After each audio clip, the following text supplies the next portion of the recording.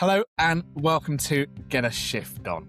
This week I'm so delighted to welcome Souad, who is a fourth year dental student, but also the founder of Medica Inc., a LinkedIn ghostwriting and strategy agency for healthcare professionals and doctor founders.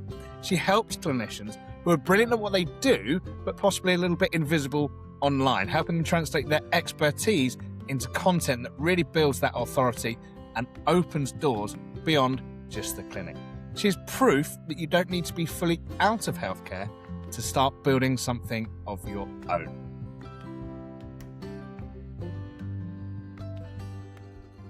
Souad, welcome so much and thank you for joining me on this episode. Hi, David. Thank you for having me. I'm so excited for today's Me session. too. We talked a little bit off camera there about what you do, so I really want to get into it. So for my listeners and viewers, just give us a brief overview of where you are today and how you got there. Okay, amazing.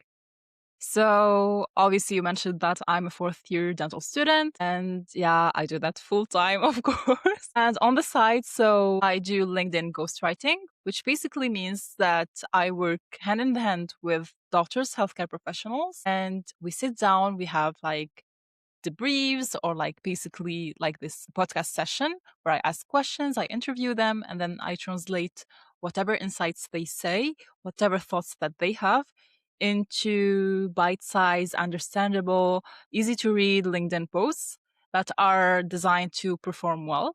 And obviously, it's not only about writing LinkedIn posts, but also it depends on the doctor's goal. So perhaps they want to land a consulting opportunity, or they want to be invited in a podcast like this one, or like any kind of like, depending on their goal, we create a content strategy, an outreach strategy. So there's like a bunch of things that we do, but the main thing is if like a ghostwriter is someone who writes in someone else's voice, but without taking credit of their work.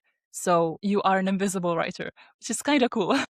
Yeah, I really love that. I think it is a very cool way of looking at it, isn't it? To build that relationship with someone and then write in their voice. And it must be really varied as well. And you must see all sorts of different sorts of takes on how people read a certain situation or analyze certain trends. What made you decide to do both dental and the ghostwriting at the same time? Yeah, well, dentistry seems like I just fell into it. It's a fit for me. I've always wanted to be in healthcare from a very young age.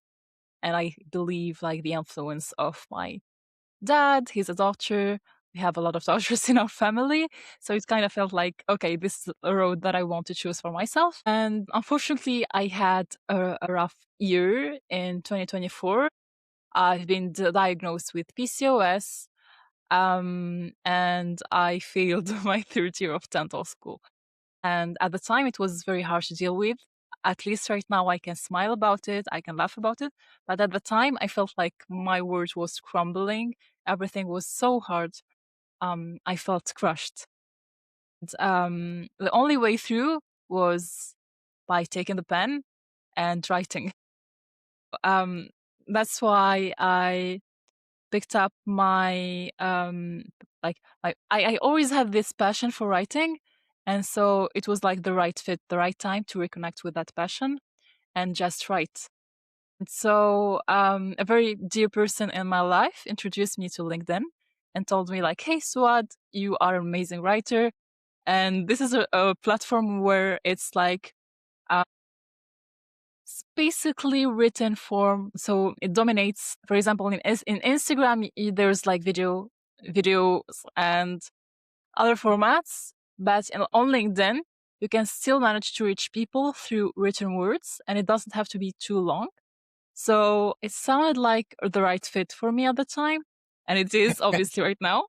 And so I just started to write. Basically, that's how it all started. Amazing. I think yeah. I want to go back to the idea of having lots of doctors in the family and that Yeah. medical background. I just want to start there. You obviously seem very happy and very pleased that that's the path you're taking. Did you ever feel any pressure that that's the path you should have taken? And do you think that pressure is a good or a bad thing for people who are in a similar situation? That's an amazing question. So at the time, I didn't think of it as some kind of pressure to follow the road. But looking back on it now, I think there might have been because, and perhaps a lot of people that are like African, Indian, Asian, they might relate to this feeling. But family does have a lot of influence on the career path that you're choosing. There's like comparison. Here's your cousin doing medicine, and here's your other related person who's doing this and that. So there's always that in our culture. And perhaps that might have kind of influenced my decision a bit, but I wouldn't really say that I thought that I really, really loved medicine for what it is. And obviously, I really love medicine. But looking back on it now, since I found ghostwriting and I found another way to impact human lives, but differently, obviously. And when I'm trying to bring the subject to my parents, for example, they're not super happy about it. So that's when I realized that perhaps this choice of mine that I thought was fully mine wasn't really.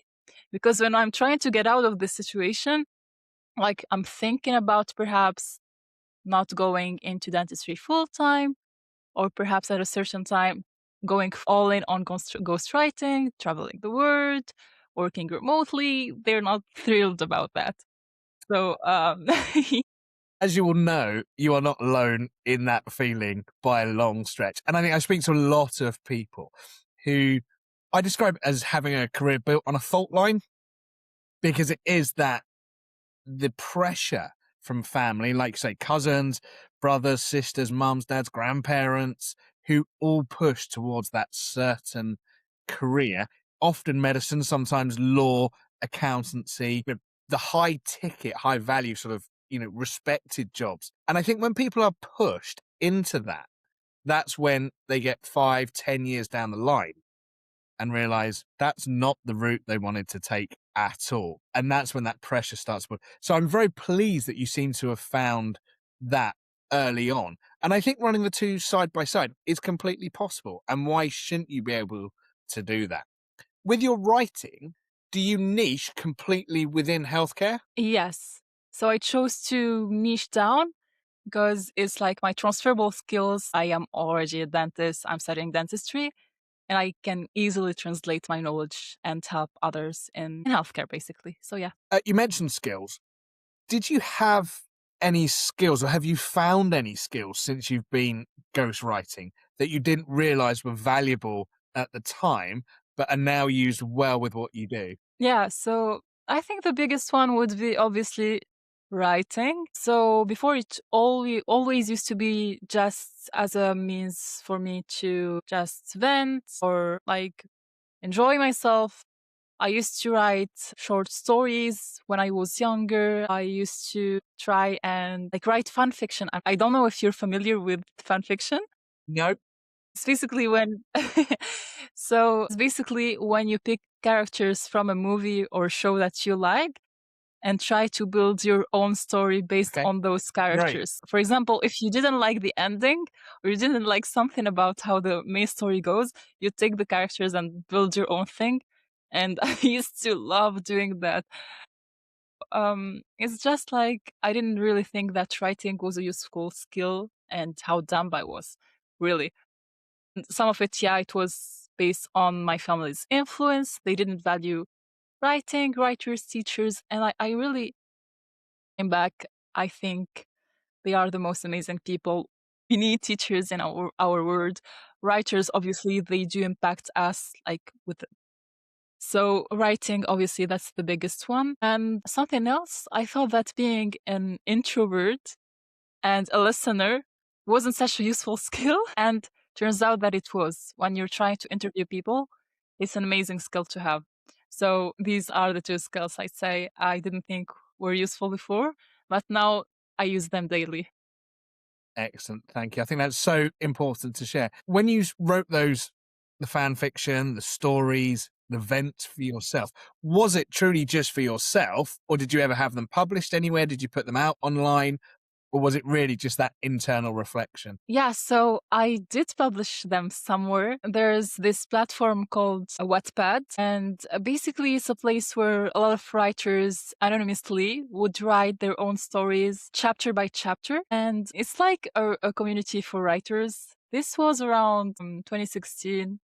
It was a long time ago, so I'm not sure if people are still using Wattpad at all. But I've heard that some books from Wattpad have been adapted into series or films, so there's that. But basically, yes, I did publish my stuff, and I was a teenager, so I really didn't know what I was doing at the time, but I really enjoyed it. And I think that's the main thing, is it? Especially with reading and writing, is that when you enjoy it, it then becomes so much more easy to share and just keep the flow going. Interesting note, do you write in English or Tunisian or other languages? And have you always, where did you start with maybe English? Yeah, so unfortunately, I really suck at my first language, which is Arabic. Okay. So in Tunisia, we speak Tunisian dialects. Also Arabic, it's our main first language. That's what we use for our textbooks. We start studying French really early on, at around age 9. So obviously, most of us are very proficient in French. And that's the language that I started writing in. And I really was obsessed with French shows, French, everything French. So, and I was reading a lot of books in French. And obviously, that translated in me writing a lot of French. And then later on, English, of course. It started with a passion for manga. So, for anyone that loves anime, manga, it's been the best way to improve my English at the Amazing. time. And it's at universities when I started writing a lot of English. But mainly, the two languages that I ghostwrite in are English and French. Interesting. I think language is so fascinating. And when you look at where language come from and how it develops, it just really always amazes me, the correlation between languages that's similar. My son's currently learning French on Duolingo. I'm learning a bit of Dutch. I've always wanted to learn Arabic. I think it just fascinates me. So I'm always interested to know what people do and how they think in other languages and how they write. So do you have clients from all over the world? Yes, but mainly right now, I've worked with UK clients the most, US clients, Canada, and Tunisia. These are the four countries that I've worked in with so far.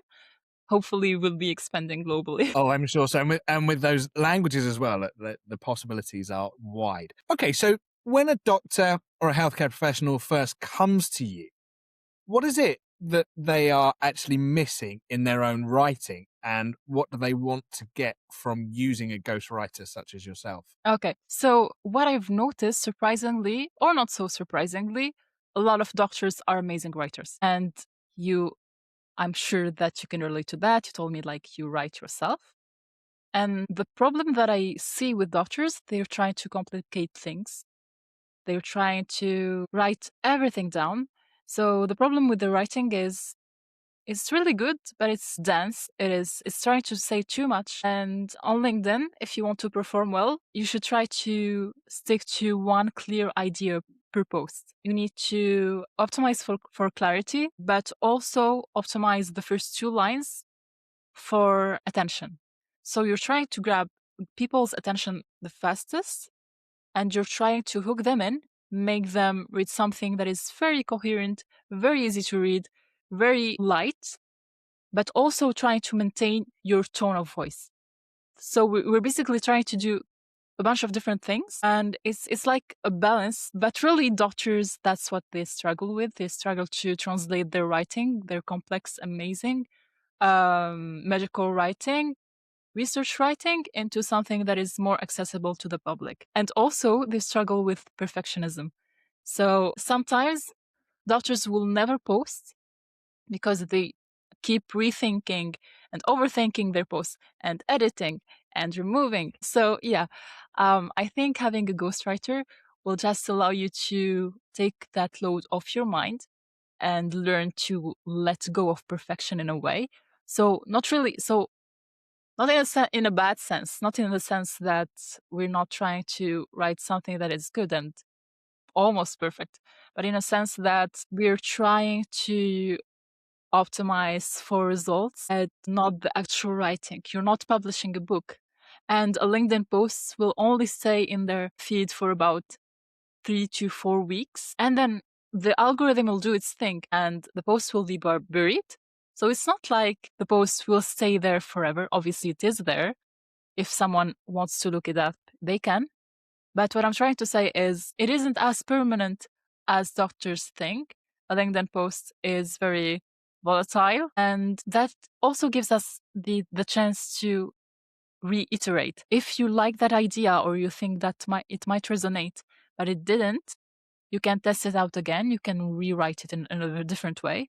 That's repurposing. Basically, doctors, they try to say a lot and they're scared to post, if I had to summarize it. And that's a great summary. I think really what you're saying there is it's that difference between a real academic post that is full of content, stats, very well written, long, will stay around for a long time, compared to a social post.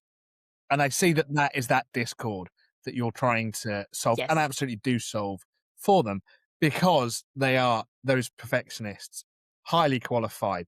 I noticed it, and I'll never forget, years ago when I worked for one of the companies, I was out in America and we were trying to solve a problem with a piece of software on one of the radiotherapy machines. And I was working with one of the engineers and he said, "Oh, just this, and this." And I said, "But it doesn't say that here in the manual." He said, "Well, it does. And what I realized then is that the way his brain was working was as if everybody knew what he was thinking and where to start from. So when he wrote the instructions, he missed the bits like me, as a trainer, as an application specialist, wouldn't know where to start. And it was really informative then to just understand and see how different people write and the skills that they have and offer to each other. Do you think doctors and healthcare professionals struggle to write about themselves as well? So beyond them struggling to write about themselves, they also struggle to post pictures of themselves. I've seen it because I mainly work with people in their 30s, 40s, 50s, 60s. So more senior doctors. As Gen Z, we don't have any problem with selfies, as you can see. But older doctors, they really struggle to even take a picture, even remembering to take a picture in an event. Sometimes I try to remind my clients, like, please take a picture in the next event. Oh, this is too bad you didn't take a picture. So, I think that's a shame, but I also think that's also a blessing if, like, I can see that you're truly living in the moment. Perhaps that's not something that Gen Z really tend to do. So so they really struggle to share more about their personal feelings or what they're going through in life, and the reasoning being, as a doctor, you're kind of stoic. You're trying to, sometimes it feels one-sided in healthcare. So you're trying to get to know your patient, you're trying to collect data, you're trying to interrogate them, have a full view of their health conditions, trying to solve their problem, but they do not get to hear from you. So it feels a bit one-sided. And so doctors take that very same relationship and translate it also in social media, and it doesn't work. So if you're trying to establish some kind of relationship with people, obviously you need to open up. That means you need to share a bit more of yourself. It doesn't have to be a lot. So, and that's the thing. It's like whatever you're comfortable sharing, just start from there.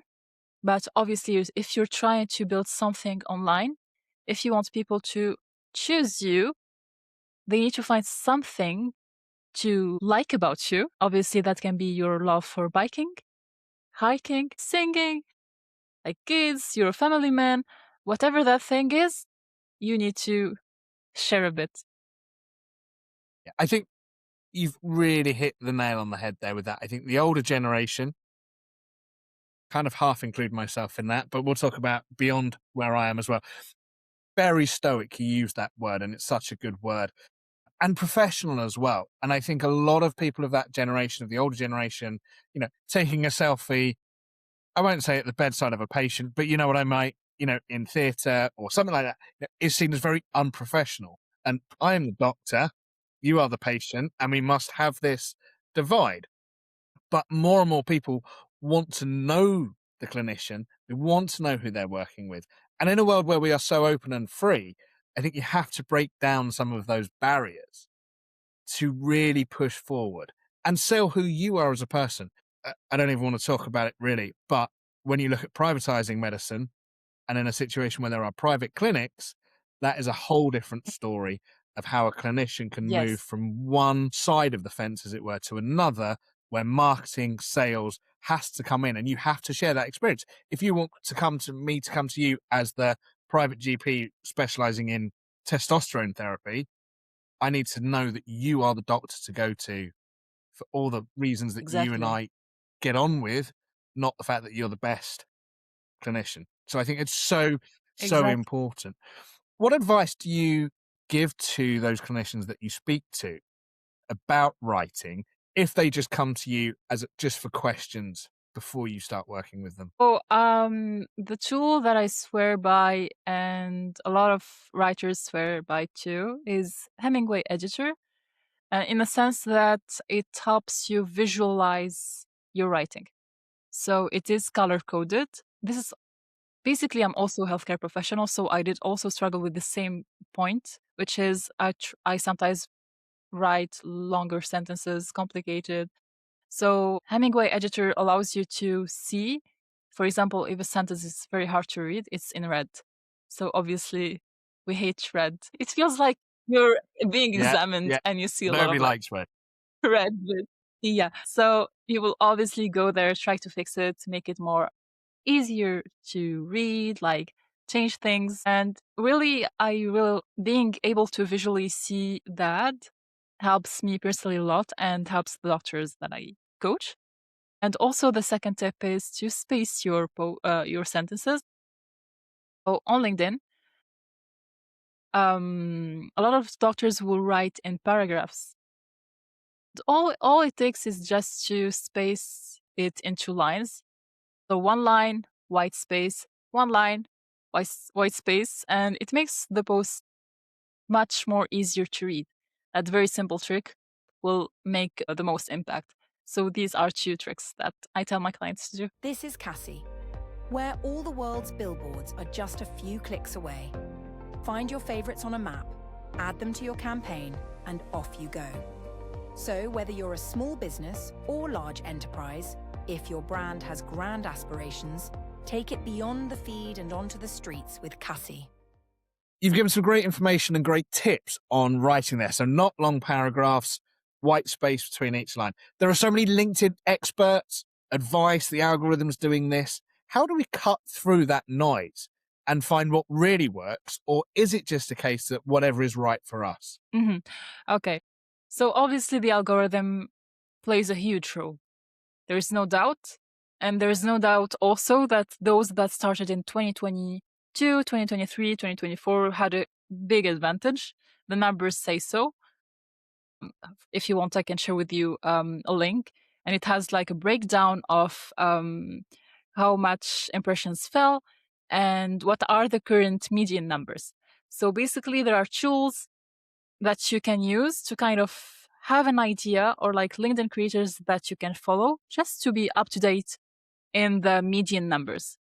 So based of that, you can at least have an idea where you stand. Are you underperforming or overperforming, perhaps? And so beyond that, if you want numbers, basically you can do that. But if you're not too worried about the numbers, if you have other goals, so obviously, for example, you might have a business or you're trying to perhaps change careers. If you're optimizing for another goal, impressions shouldn't be the thing that you're worried about, obviously. So depending on your goal, you need to set the right KPIs. So I believe not everyone should be tracking impressions. And there are other things that you should track depending on your case. But if that's something that worries you, of course you can do that. It is nice to be up to date on the new things that are happening. So before, it used to be you should post 5 times a week. Like that's like the advice would be to post daily. But now it is preferred to post 2 to 3 times a week. So depending on the wave, you kind of need to follow what's happening, be up to date. And I think that's the work that a lot of doctors don't have the time to do. And that's why having a ghostwriter or someone who knows the game could be useful in that case. So yeah.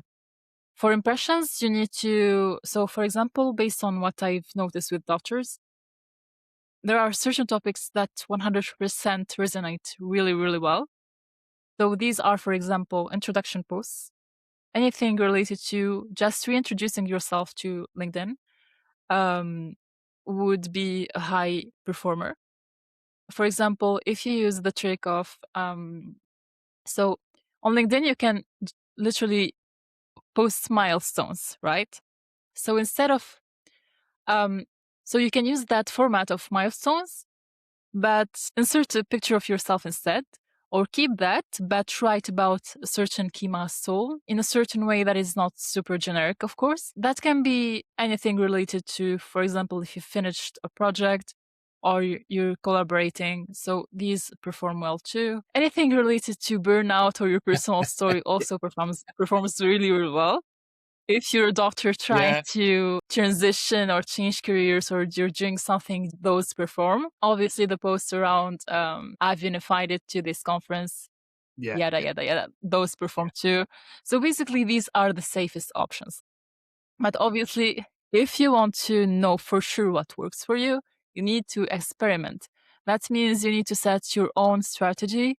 There are certain, let's say, frameworks or steps we go through together, and we set your own strategy and you see per person what resonates with your own audience based on your own expertise and experience and skill set and knowledge and goals. So it's like a lot of factors that we're trying to put together to make something that is very personalized to you. So yeah. Okay. Wow. So many questions. I don't even know where to start, I think. So I guess the logical place to start, where does one find the most up-to-date information about what the algorithm is doing that is a reliable source? Yeah, okay. So personally, what I do is there's a creator, LinkedIn creator called Richard van der Bloem. He updates, so yearly he publishes sort of a white paper with data analyzed for thousands of accounts, and he just publishes it in a PDF format. So I get my knowledge from there mostly.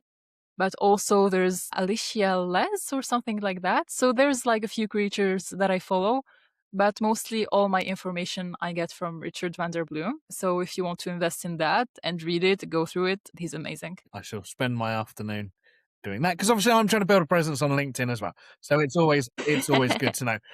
What's the difference between someone who has a strong personal brand and someone who just has a lot of LinkedIn followers? Okay, interesting. Most cases, someone who has a lot of connections, LinkedIn connections, perhaps they've started the game so early on, so the rules weren't quite established yet, and it was super easy to game the system, to grow on LinkedIn, to have a lot of followers.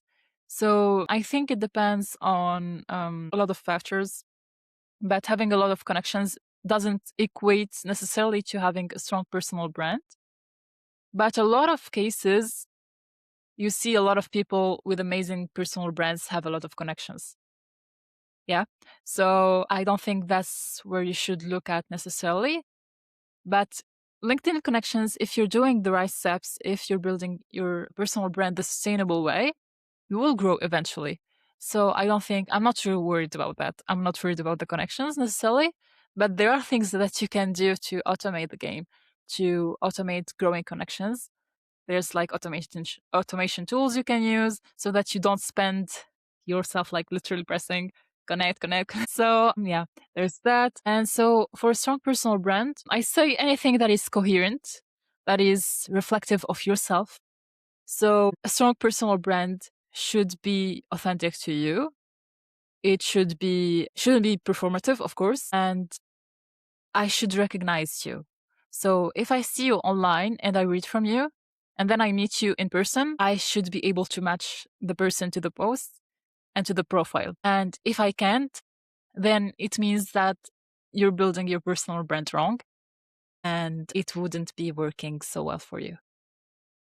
Tips. Thank you very much. I will certainly look at some of those. You mentioned about people moving away from a healthcare career, obviously something that is very important for me. When you sit down with a healthcare professional, do they ever ask the question, I don't know what I would do if I left? So the thing is, a lot of doctors that I work with, leaving medicine isn't necessarily their first plan. A lot of them still enjoy their work, they still do it, but they're just trying to do different things and expand and build their own thing. And leaving medicine isn't in the first in their list. So if it happens, if their business grows and they have these alternative options, they would definitely go for it, but it's not the main thing on their mind. So I really wasn't confronted to the situation that a person is really desperate for an exit. And I think that plays a huge role in having the right mindset. So when you're building a LinkedIn personal brand, it can be unpredictable sometimes. And when you're trying to build a business or you're trying to transition, you wouldn't have clear timelines. You can't predict for sure in which month you'll be able to get your breakthrough or in which year.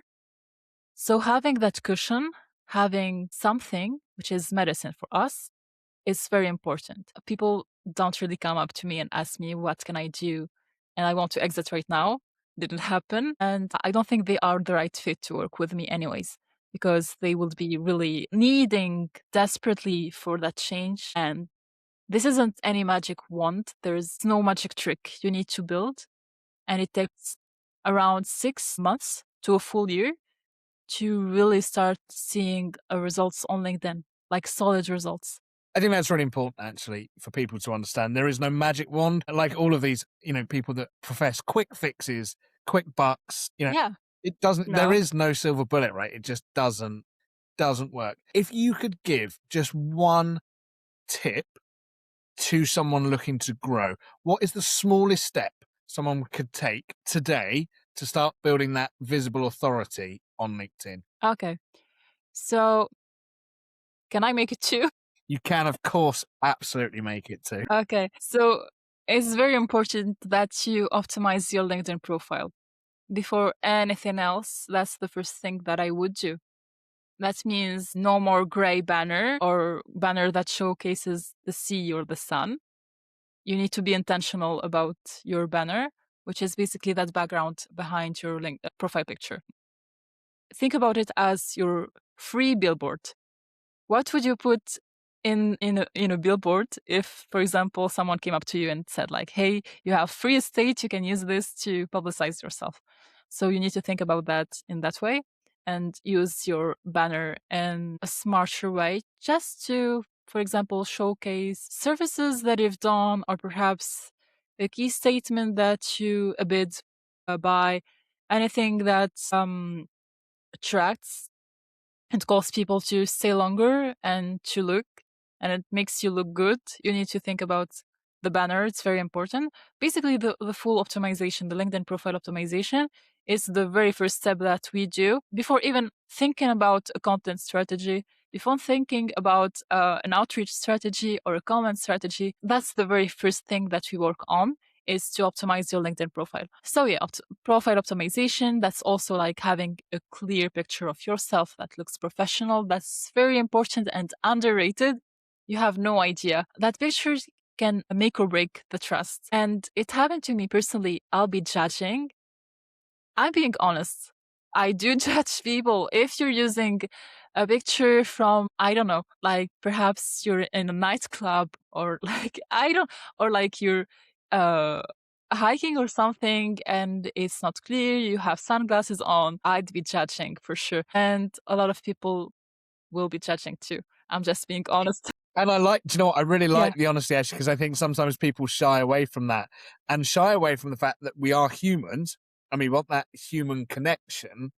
And it is natural to judge someone based on just that short snippet of a photo where we think, yeah, that's not really the person for me. Yeah, because we need to think about it. This is a professional social media. The main goal is to network, to get job opportunities, to connect, to basically advance your career. If you're not putting the slightest care into your professional image, what would that be in your personal life, for example?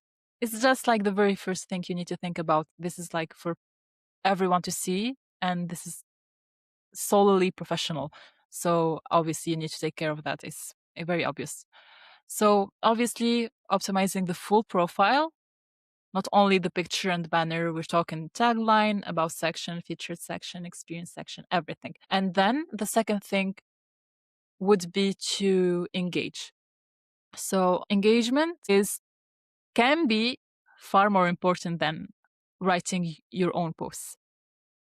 Because obviously commenting, engaging, you're building relationships with other people, but also you're riding the wave of their impressions and their success in a way. What do I mean by that? So, for example, if I'm commenting on your post and it reached 5,000 impressions, so that's 5,000 people checking your post. I might get 1,000 impression if I wrote a genuinely good comment that brings a lot of value and is, for example, perhaps I'm bringing my own opinion to it and we're having a discussion in the comments. And that would mean 1,000 people have seen my own comment and perhaps 2 or 3 of them so 10 of them have viewed my profile and 2 or 3 have connected to me or followed me. And so commenting, obviously very important. Optimizing your profile is very important because if 10 people view your profile, unless your profile is optimized, like really optimized, that's when they'll connect with you or follow you. But if not, they might see an amazing comment and they might feel you have so much to offer. But when they check your profile, they won't be too keen on connecting with you. Because my pictures of me in a nightclub. Unfortunately, yeah. I think that's the truth of it, isn't it? And I think lots of people listening and watching will resonate with that around the comments. I certainly have written comments that have had 2,000 odd impressions where I write a post and I think it's brilliant, clearly. And then, 150 impressions and I just want to go and cry in the corner because it's not, doing or performing as well as I think it should. But I think I understand. And I think I've been working with LinkedIn long enough to kind of understand some of that. Although I'm taking things away from this chat that I will certainly be going away to Amazing. look at. Amazing, So thank you so much for sharing these with us. Just one bonus tip for the I'm road. all I'm for feeling bonus generous tips. today. So you mentioned one of your comments would have even higher impression than your own post, right? So perhaps that's an indicative that the topic that the person is posting is of high value or high interest to, obviously, if it also relates to your own audience, because LinkedIn does an amazing job at curating your own algorithm. Typically, the people that you engage with, typically you have similar interests. So that topic can be also a topic that obviously you have knowledge about. And since you commented and the comment was kind of validated, so 1,000, 2,000 impressions, you can perhaps use that same idea. You can repurpose your own comment into long form LinkedIn posts and see how that performs. So that would be interesting for you to try. And actually, I did that very thing this past weekend. I woke up early at the weekend and saw a post that really hit home for me about the current NHS redundancies and all that's going on with NHS England. And I wrote a comment and I actually filled up the whole box. It wasn't intentional. So I took the comment and I repurposed it actually to a post because I felt so strongly about it that I thought it was worth doing that. Yeah. I haven't checked the stats on it actually, so I don't really know what it's doing. But in some respects, I don't really care because that's not why I did it. It was something that I felt very passionate about. And I think that it was very important for it to be said. I understand. Yeah. Obviously. I believe it's... Sorry, carry on. Yeah, I just wanted to share it's very important to reference or credit the first person that talked about the thing. It's a bit rude not to. Yeah. And also it brings more engagement Yeah. from them. Absolutely. Yeah. So if you tag them and like, yeah, this idea came from this person, like, thank you. Or even like to screenshot your own comment and write about it. That's like a bonus. So these are, Tick. yeah. I did that, so bonus. Obviously, you're going to run the two side by side for now. I know you've got some exams coming up, so all the best with those. What does the future look like for you, though? What's the ultimate goal here? Yeah, so first goal, become a dentist, finish school, finally, because I'm starting to get tired of this. And I've given myself 2 to 3 years, so basically until I finish my thesis. So in Tunisia, we have a full year internship where we rotate to different hospitals.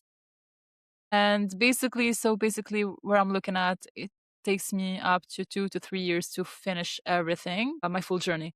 And in that time, in the meantime, I'll be building my LinkedIn business. So I'll be working on Medica Inc. still. And based from that, so I'll be seeing if Medica Inc. succeeds or not. Depending on those results, I might decide to go all in into ghostwriting and being a business owner. So yeah, basically I just try to give myself some kind of timeline and years to keep building and to see how it goes from there. Yeah. So basically I'll decide when the time comes. Fantastic. Look, thank you so much for sharing everything. I certainly have a lot to look at and go away and check my LinkedIn profile. Definitely no pictures of me in the club. I know that's already sorted. The insight and the information you've shared, I think, is absolutely invaluable. But important for people to understand as well that looking at career change or doing something alongside what they're doing in healthcare to have this portfolio of a career is so important if that's what you want to do. And actually, relatively easy to do once you have that in place. And we are in a position in the world now where it's easier than it has ever been to have your own business alongside what you're doing, remembering that you have the skills and the value that you've built up through years of training or through education. So thank you so much for being with me today. I really, really appreciate it. And I look forward to seeing the comments on LinkedIn about this episode. Thank you so much. Thank you so much. Thank you so much for inviting me. I loved the session. And if anyone thinks and feels strongly that an alternative career path is valid for them and is the right choice, please do not delay to make that decision.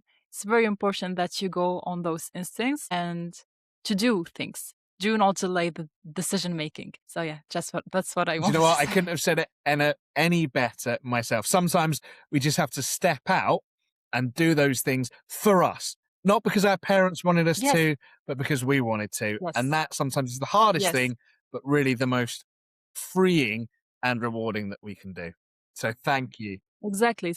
Amazing. You're welcome. It's better than living with that regret. So yeah. So thank you so much. Thank you. Thank you for inviting me. I really enjoyed this session. Thank you. Bye-bye.